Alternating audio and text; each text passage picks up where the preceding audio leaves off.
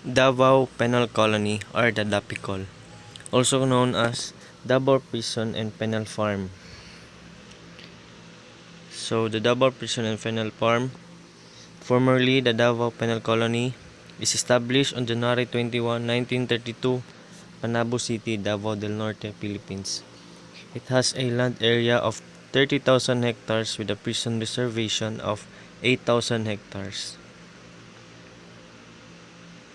On December 20, 1941, the Japanese Imperial Forces attacked the Davao and the colony was among the establishments taken over by the invading army.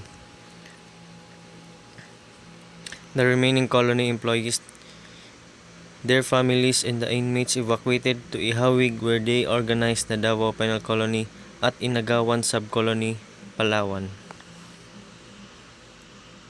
And after the liberation of the Philippines, the colony in exile in Palawan returned to its old site in Davao.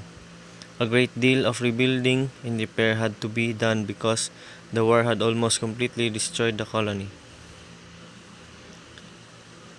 DAPECOL history. 2,000 American prisoners were held in the penal colony after Japan's conquest of the Philippines in World War II. Some of prisoners, survivors of the Bataan Death March, escaped in spring in 1943, where the 12 men escaped, later joining Wendell Fertig's guerrillas. The Japanese beheaded 25 prisoners. Major Stephen Melnick of Douglas MacArthur's Southwest Pacific Area Command.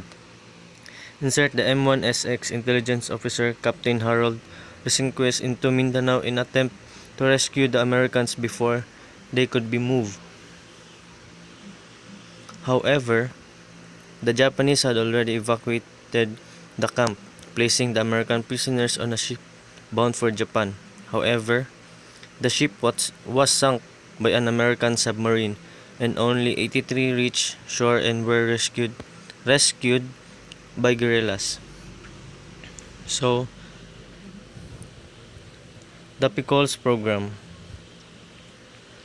The Bureau offers a variety of inmate work programs from agricultural to industrial. The purpose of the inmate work program is to keep the inmates busy and to provide them money for their personal expenses and their families, as well as help them acquire livelihood skill in order that they may become productive citizens once they are released and assimilated back into the mainstream of society. Inmates at different penal colonies in the Philippines are employed to produce various agricultural products, thereby generating income for the Bureau of Prison. At Davao Penal Colony, inmates work at the banana plantation of Tagum Development Company, or the TADECO. The vast tracts of land at the Ihawig Penal Colony are developed and tilled by inmates. Different along this end, the Bureau under the present director has encouraged agricultural and industrial product by providing farming implements, tractors, fertilizer, and other inputs in order to sustain this area of rehabilitation for inmates. So that's for it. Thank you for listening.